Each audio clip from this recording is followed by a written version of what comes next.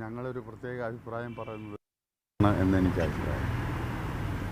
എങ്കിലും ജനാധിപത്യവും മതേതരത്വവും എന്ന താല്പര്യം സംരക്ഷിക്കണം എന്ന് ഉള്ള ഒരഭിപ്രായമുണ്ട്. ഈ സംസ്ഥാന സർക്കാരിനെതിരെയൊക്കെ നേരത്തെ വലിയ ജനവികാരം ഉണ്ടായിരുന്നു. അത് ഈ തെരഞ്ഞെടുപ്പിൽ പ്രതിഫലിക്കുമെന്ന് കരുതുന്നു. അത് ഞാൻ അതിനെപ്പറ്റി ഒരു കമൻറ്റുമില്ല.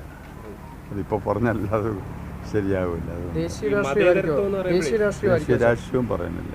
അല്ല, ദേശീയ രാഷ്ട്രീയമായിരിക്കുമോ ഈ തെരഞ്ഞെടുപ്പിൽ ചർച്ചയാകുക? അതോ രണ്ടും ചർച്ചയാകും.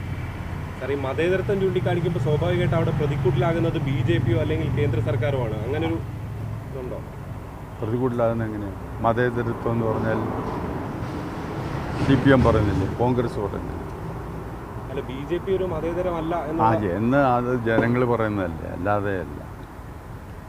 ശരിക്കും മതേതരത്വവും ജനാധിപത്യവും അതല്ലേ നമ്മുടെ നെടുന്തൂണുകൾ. BJPക്കെതിരെ എന്ന് പറയാൻ പറ്റില്ല. ഈ മതേതരത്വം എന്നുള്ള വാക്കുകൊണ്ട് താങ്കൾ ഇല്ല, ഞാൻ അങ്ങനെ ഉദ്ദേശിച്ചിട്ടില്ല. BJPക്കെതിരെയെന്നോ ഏതെങ്കിലും ഒരു പാർട്ടിക്കെതിരെയെന്നോ ഞാൻ ഉദ്ദേശിച്ചിട്ടില്ല.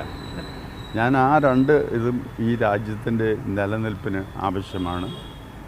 ജനാധിപത്യം സംരക്ഷിക്കേണ്ടത് ആവശ്യമാണ്, മതേതരത്വം സംരക്ഷിക്കേണ്ടത് ആവശ്യമാണ് എന്ന് ഉള്ള അർത്ഥത്തിൽ പറഞ്ഞത്. ഏതെങ്കിലും ഒരു പാർട്ടിയെ ഉദ്ദേശിച്ച് പറഞ്ഞതല്ല.